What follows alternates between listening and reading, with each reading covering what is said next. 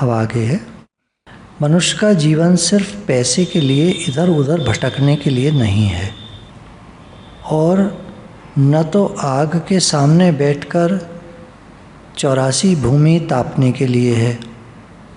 पैसा भी जीवन के लिए ज़रूरी है और तपस्या भी ज़रूरी चीज़ है। सिर्फ भोग भोगना या मरने के बाद हम कहीं बड़े भारी इंद्रलोक में पहुंच जाएंगे, इसके लिए नहीं है। यह जो हमारा आध्यात्मिक जीवन है, यह मन की मशीनरी को ऐसा बना देने का है जिससे हम दुख से बच सकें और जगह जगह सुख का अनुभव कर सकें। तो ये कह रहे हैं कि मनुष्य का जो जीवन है वो केवल पैसे के लिए भटकने के लिए नहीं है, या जो घर छोड़कर जंगल चले जाते हैं तो 5 अग्नियों के बीच में बैठकर तप करते हैं। तो तप है, एक बात है ये, लेकिन भगवान ने तो नहीं कहा ऐसी तपस्या करो।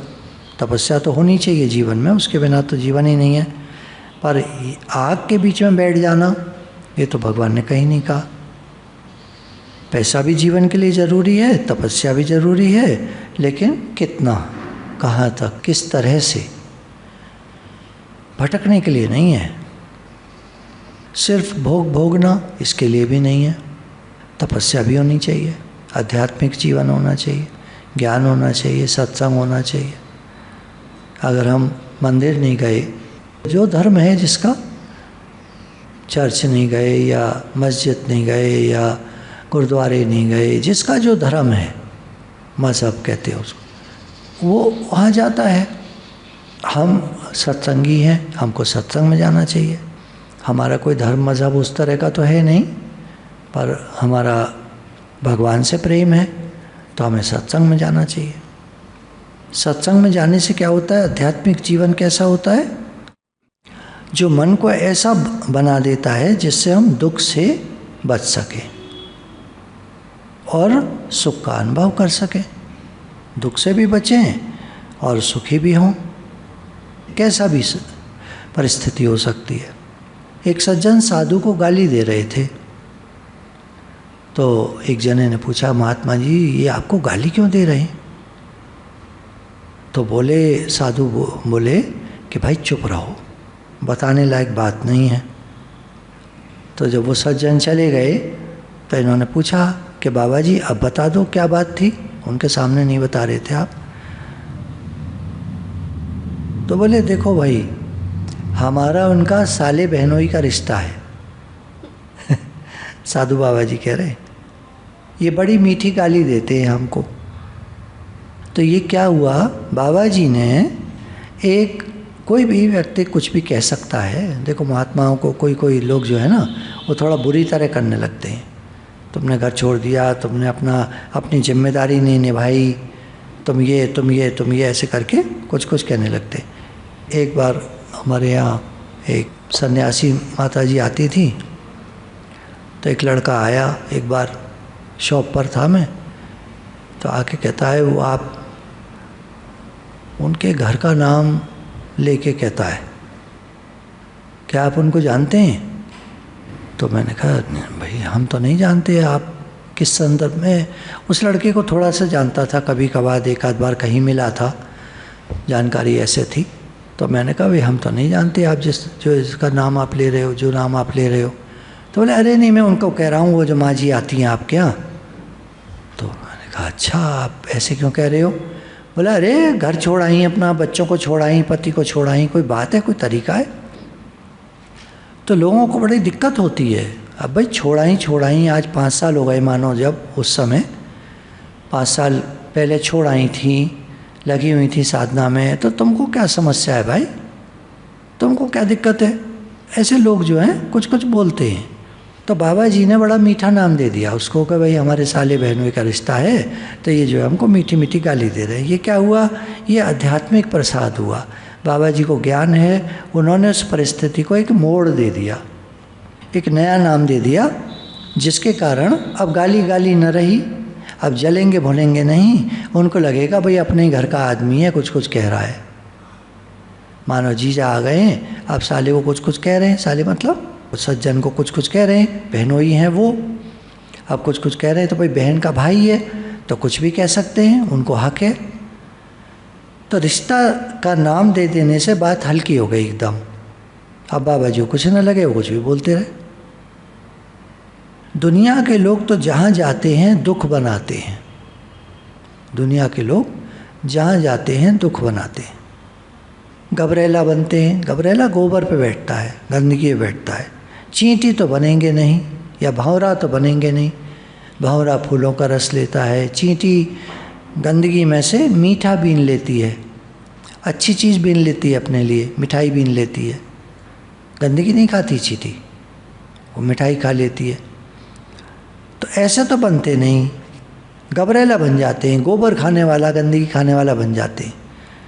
मक्खी गंदगी पे ही बैठेगी, स्वभाव जैसा, हर जगह से मैल निकाल ले, हर जगह कमी निकाल ले, हर बात में खराबी निकाल लें, हर बात में कमी निकाल लें। तो अपने जीवन को हम ऐसा बना लें, एक ऐसी मशीन की तरह जिसमें कुछ भी डालो और मिठाई बाहर आ जाए। हम मुंह में कुछ भी डालते हैं तो वो शक्ति बन के शरीर में फैल जाता है। खाना डालते तरह तरह का, रोटी है, सब्जी है, मिठाई है, नमकीन है, कुछ भी डालो तो शक्ति बन के शरीर में संचार होता है उसका। शरीर कितनी अच्छी मशीन भगवान ने बनाई है, उसका खून बन जाता है। गाय का शरीर देखो, रोटी देते हो, कुछ भी भूसा देते हो, भूसा सूखा और दूध बन के निकलता है। गाय का शरीर कैसी मशीन है। अपने जीवन को ऐसा बनाए हम कि कोई हालत परिस्थिति आए और हम मुस्कुराते रहें, मुस्कुराहट निकले। जो चीज़ हमारे कान में आवे, जो चीज़ डालो मीठी बन जाए। आँख से दिखे सो मीठी हो जाए, नाक से सूंघो सो मीठी हो जाए, मुख में आवे सो मीठी हो जाए। तो अपने मशीन को मीठा बना लिया जाए। तो लोग कहते हैं भाई दुनिया में रहना भी तो है, दुनिया में रहना है, दुनिया में जीना है, दुनिया में कुछ करना है, दुनिया में ये, दुनिया में वो। तो बोला रोटी खाने भर के लिए बहुत है, जो करो, करना चाहते हो करो, रोटी भर के लिए करो,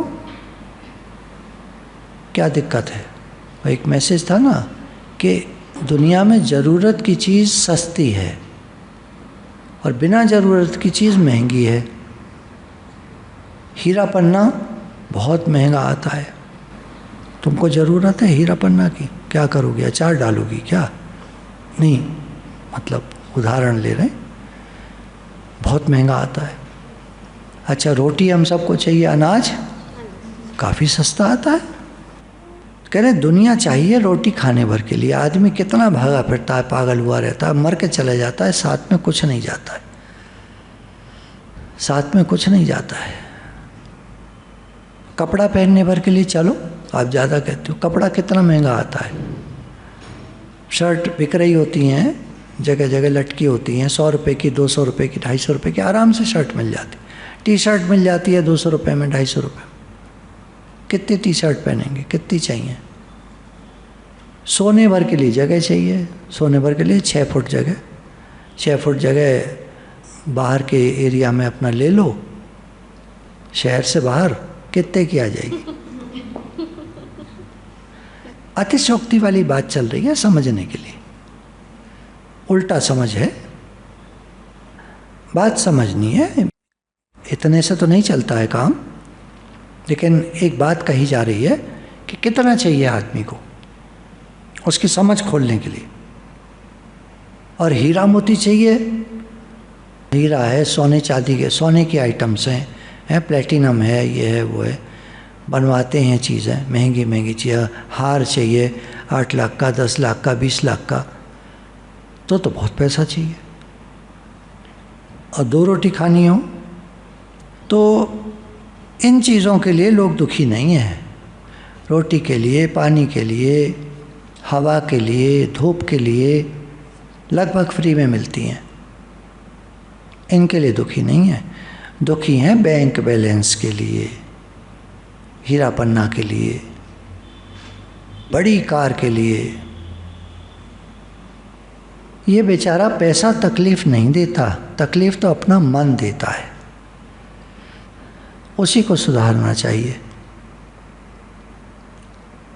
तो मन को सुधारना चाहिए जो ये कहता है कि ऐसा होना चाहिए, ऐसा होना चाहिए, ऐसा होना चाहिए।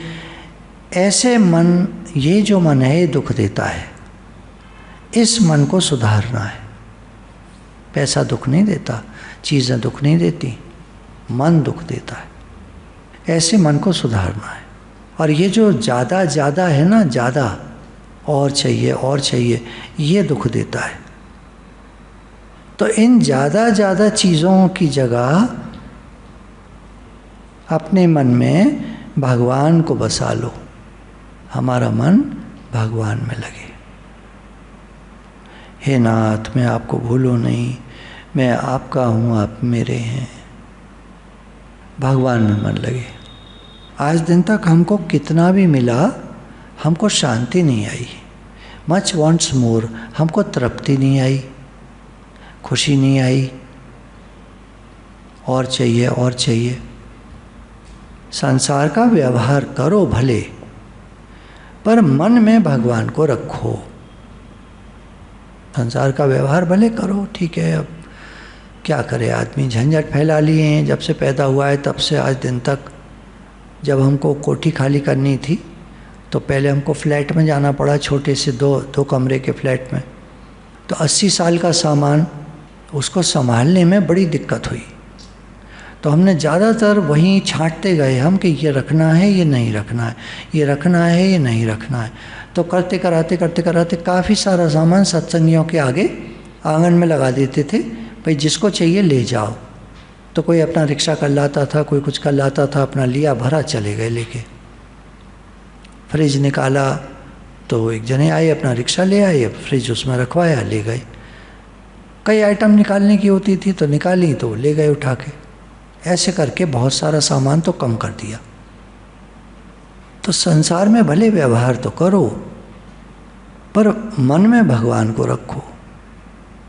दुनिया में मज़ा लेने चलोगे, दुनिया में मज़ा लेने चलोगे तो देखो यहाँ कोई तो मरता है। हम तो मज़ा लेने चले, लेकिन अचानक खबर आती है कोई मर गया, कोई बिछुड़ जाता है, कोई धोखा दे जाता है। आप कभी देखना, जीवन में पिक्चर आपने देखी होंगी इस तरह की। किसी ने किसी को जीवन भर पाला, मानो कोई बच्चा मिला किसी को, उसको पाल पोस के बड़ा किया, नौकरी पे लगाया, अब वो अपने रास्ते चल पड़ा। तो जिसने पाल पोस के बड़ा किया, सब कुछ किया, उसको बड़ा तकलीफ़ होती है कि मैंने इसके लिए इतना किया और ये छोड़कर मेरे को चला गया। क्योंकि उसको भी कहीं तो मालूम चल ही जाता है ना कि मैं इनका नहीं हूँ, मुझे तो इन्होंने ऐसे रास्ते से ले लिया था, पाल पोस के बड़ा किया, तो पढ़ाया लिखाया, अब निकल गया अपने रास्ते। तो भाई संसार में मन दोगे, मज़ा लेने चलोगे तो कोई मर सकता है, कोई बिछुड़ सकता है, कोई धोखा दे सकता है, कोई बेवफा हो जाए, चला जाए। तो तुम्हारे मन के मुताबिक तो चलेगा नहीं। यहाँ पर संसार भगवान का है, हमारा नहीं है। हमारे मन के हिसाब से तो चलता नहीं है। 20 तकलीफ़ें मिलेंगी संसार में, 20 तकलीफ आती, और हर एक को आती है। ऐसा नहीं मैं सोचूं मेरे साथ ऐसा हुआ, मेरे साथ ऐसा हुआ। बोला परेशान मत हो, सबके साथ कुछ न कुछ लगा पड़ा है। जब उसको इतना दुख आ गया तो कलेजे में बड़ी ठंडक पड़ जाती है। हा, हम ही अकेले नहीं हैं, है ना। उसको देखो, उसको भी बड़ा दुख आ गया। जब दोस्त पास हो जाए तो ठीक लगता है, फेल हो जाए तो बहुत बुरा लगता है, और अगर फर्स्ट आ जाए तो बहुत ज़्यादा बुरा लगता है। इसलिए मज़ा दुनिया से लेने मत चलो, मज़ा तो लो ईश्वर से, भगवान से। उसको मन में रखो, उसके साथ मज़ा करो, वो कभी नहीं छोड़ेगा, कभी नहीं मरेगा, कभी नहीं जाएगा। असल में क्या होता है ना, हम जरा सा भगवान से बात करना शुरू करते हैं। अब मानो रिस्पॉन्स नहीं मिला, उधर से बात नहीं आई। अब उधर से बात नहीं आई तो हम हिम्मत हार जाते हैं, अरे भगवान कोई बात करता है क्या, बेवकूफ़ों ने कह दिया भगवान से बात करो। लेकिन जो भक्त लोग हैं उनसे पूछिए, उनके साथ खेलते हैं, उनके साथ सब मज़े की बातें करते हैं, तो वही है ना, टाइम लगता है इन चीज़ों में, टाइम कोई देना नहीं चाहता हर एक को। हरे ओवरनाइट रिच, रातों रात पैसे वाले हो जाएं, रातों रात हमारा काम बन जाए, तो ऐसे भगवान नहीं मिलते। समय देना पड़ता है भगवान के लिए। तो कह रहे मज़ा तो लो ईश्वर के साथ और दुनिया को बस चलने दो, दुनिया को चलने दो, व्यवहार चलने दो। तो अब किसी ने पूछा कि भगवान को दिल में बसाना, मन में बसाना, ये कैसे होगा? तो देखो एक सीधा उपाय है, भगवान को मन में बसाने के लिए एक उपाय है। जिसके हृदय में नारायण का वास हो उसका संग करो, उसको याद करो। जैसे अब यहाँ गोपी प्रसंग चल रहा है हम लोगों का, है ना, गोपियों का प्रसंग चल रहा है। तो अब गोपियों को याद करो तो तुम्हारे हृदय में कृष्ण आवेंगे। जो जिसको याद करे, जैसे जिसके इष्ट जो होते हैं, जो जिनको मानता है उनको याद करे। उनको याद करोगे तो वो तुम्हारे हृदय में आवेंगे।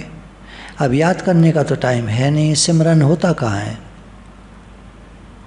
सिमरन होता है दुनिया का, तो भगवान कैसे आएंगे? तो प्रभु का सिमरन साध के संग। संग किसका करते हो? तो प्रेम चाहते हो तो गोपियों का संग करो, गोपियों को याद करो। संग करो मतलब उनको याद करो, वो कैसे रहती थीं, वो कैसे चलती थीं, वो कैसे भगवान को याद करती थी। मतलब भागवत पढ़ो।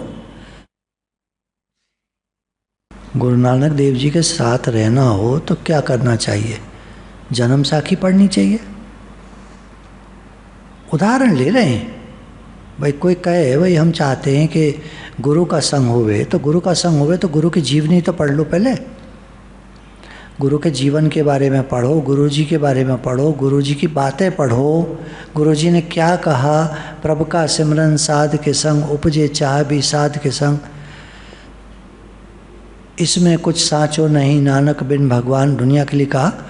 तो उन्होंने क्या क्या कहा, उन लाइनों का संग करो, उन शब्द का संग करो। उन शब्द का संग करोगे तो तुम्हारे हृदय में वो बातें आवेंगी। तो जो जिसका बात है ना, जब कोई बात पढ़ी लिखी सुनी जाती है तो उसको अपने तरह से ढाल लेना चाहिए, क्या कह रहे हैं। तो प्रसंग चल रहा है कोई चीज़ का, तो अब हमको अपनी बात, अपना विचार कर लेना चाहिए। हमको हमारे जो इष्ट हैं, अब किसी गणेश जी होते हैं इष्ट, तो अपनी तरह से उनकी जीवनी पढ़े, उनकी बातें पढ़े, उनकी पुस्तक पढ़े। तो ऐसे तो वो जो जो जिसके इष्ट हैं उनके बारे में पढ़े, उनका संग करे, उनकी बातों का, उनकी यादों का, उनके बारे में जो पढ़ा वो, उनके बारे में जो सुना वो, कहाँ बैठकर गणेश जी ने भागवत लिखी, क्या क्या प्रसंग चला व्यास मुनि और गणेश जी के बीच में, है ना। तो बात अच्छा लगता है सुनने में, अच्छा ऐसे हुआ ऐसे हुआ। कलम रुक गई तो उन्होंने दांत तोड़ के अपना लगा भिगो करके स्याही में लिखना शुरू कर दिया। इतना टाइम क्योंकि नहीं था कि अपनी कलम को चेंज कर सकते, तो अपना दांत तोड़ लिया गणेश जी ने। देखो वाह, है क्या बात है। ये मतलब जो जिसका भक्त है तो उनका संग करे, उनकी बातों का संग करे, उनका सिमरन करे। तो गोपी की याद करो तो कृष्ण तुम्हारे हृदय में आवेंगे। कोई सात्विक होते हैं, कोई राजस होते हैं, कोई तामस होते हैं, कोई निर्गुण होते हैं। निर्गुण वाले लोग ब्रह्म के उपासक होते हैं, वो कहते हैं अहम ब्रह्मास्मि। तो ब्रह्म का संग करो। ब्रह्म कैसा है? ब्रह्म का संग करो। कि तुम हृदय में प्रेम चाहते हो तो प्रेमी कैसे होते हैं, उनका संग करो। ये घर गृहस्थी का काम बच्चे कैसे सीखते हैं? तुम्हारी माँ सिखाती है काम जरा भी? घर का काम सिखाती है, सब्जी बनाना सिखाया आज तक? जल्दी बोला करो, है? थोड़ा बहुत और बाकी कैसे सीखा? देख देख के। वही यहाँ पर कह रहे। तो घर गृहस्थी का काम बच्चे कैसे सीखते हैं? माँ बाप को देखकर। पिताजी कैसे संभालते हैं चीज़ों को, माँ कैसे करती हैं, उनको देख देख कर बच्चे घर गृहस्थी की बातें सीख जाते हैं। जॉइंट फैमिली में पले बच्चे तो बहुत होशियार हो जाते हैं, सारे घर को देखते हैं, सारी बातों को देखते हैं, बहुत होशियार होते चले जाते हैं। ऐसे अगर तुम्हें भगवान की भक्ति सीखनी है तो भगवान के भक्त किस ढंग से भक्ति करते हैं उसको अपने जीवन में लाओ। वैसा जीवन बनाओ जैसे भक्तों का होता है। जवान लोगों का संग करो तो तुम कभी बूढ़े ही नहीं होगे, हृदय जवान बना रहेगा ना। वैसी बातें सीखोगे, वैसी बातें करोगे। बूढ़ों की सी बातें करोगे तो जवान लोग भाग जाएंगे तुम्हारे पास से, कोई ना आवेगा। किनका संग करते हो? ये कभी बूढ़ा होने वाला नहीं है, पुराना पड़ने वाला नहीं है। जब तक मनुष्य की जाति रहेगी और जब तक मनुष्य जाति में मन रहेगा, उसकी समस्याएं रहेंगी, तब तक उसके समाधान के लिए ये भगवान से प्रेम करने वाली बात जो है ना, वह बिल्कुल जीती जागती रहेगी। इसको कोई दुनिया का विज्ञान, कोई राजनीति, कोई पार्टी काट नहीं सकती, क्योंकि यह तो मन की एक शाश्वत समस्या के समाधान के लिए है। हमारे मन में दुख रहते हैं ना, तो हमको प्रेम से सुख मिलता है। प्रेम मिलता है तो सुख मिलता है, अच्छा लगता है, बहुत शांति आती है। हर एक को प्रेम पसंद है, कोई किसी जाति का हो, किसी पार्टी का हो, प्रेम को कोई नहीं काट सकता। तभी भगवान के लिए कहा है love is God, God is love. भगवान प्रेम स्वरूप है, भगवान प्रेम स्वरूप है, उनका स्वभाव है प्रेम, सबके प्रति प्रेम है। आज मैं ऐसी सोच रहा था कि कभी कभी हम गुस्से में मानो भगवान को कुछ भी कह दें, भगवान बुरा नहीं मानते। जैसे एक पिता जब बच्चा छोटा होता है गुस्से में कुछ भी बोल देता है, कुछ भी बोल देता है, तो पिताजी को कोई फर्क ही नहीं पड़ता, कुछ नहीं बुरा मानते हो। पता है उन्हें छोटा है, बच्चा है, मेरा ही तो है, मेरा बच्चा है। ऐसी भगवान हम सबको, जीव जंतु सब, उनके लिए सब प्रिय है। सब मम प्रिय सब मम उपजाए। भगवान कहते हैं सब मेरी संतान है, सब मेरे अपने हैं, मुझे कोई बुरा नहीं लगता है। पर वो बात अलग है कि जब अहंकार करता है आदमी तो प्रकृति नहीं छोड़ती है, प्रकृति नहीं छोड़ती। भगवान तो कुछ नहीं कहते, प्रकृति नहीं छोड़ती है। भगवान का जो लॉ है, विधान है, वो नहीं छोड़ता, घुटने टिकवा देता है। ऐसा कुछ कर देगा, हालत परिस्थिति ला देगा कि आदमी घुटने टेक जाता है। अच्छे अच्छे टेक गए, बड़े बड़े अहंकारियाँ नानक गर्भ गले। क्योंकि मन में तरह तरह की उलझने हैं, उन सब का समाधान है प्रेम। तो आओ भाई चले वृंदावन। वृंदावन धाम जो है आपका हृदय है, हृदय है जिसमें भगवान रहते हैं। बहुत तो गाड़ियाँ दौड़ रही हैं सड़कों पे, तो हमारा हृदय वृंदावन धाम। मन से चलो, वृंदावन धाम मन से चलो। यह वृंदावन की माधुरी इन रसिकन मिली आस्वादन कियो। रसिक जनों को याद करो। रसिक जन प्रेमी जन, भगवान के प्रेमी को रसिक कहते हैं। तो इन रसिक जनों का आस्वादन, उनका संग जिन्होंने किया है, तो मन से चलो वृंदावन। शरद ऋतु की रात्रि, चांदनी छिटकी हुई, मंद मंथर गति से जमुना जी बह रही हैं, शीतल मंद सुगंध वायु चल रही है, और गोपियाँ भगवान कृष्ण के बिना व्याकुल होकर गोपी गीत गा रही हैं। तो उनका प्रेम जो है, अब हमें भगवान से प्रेम करना हो तो किन का संग करना है? गोपियों का संग करना है। यानी उनकी बातें पढ़ कर के, उनको याद करके उनका जैसा हमारा हृदय बने, जिसमें पुकार हो भगवान के लिए, हे नाथ हे नाथ हे नाथ। गुरु भगवान के शुक्र।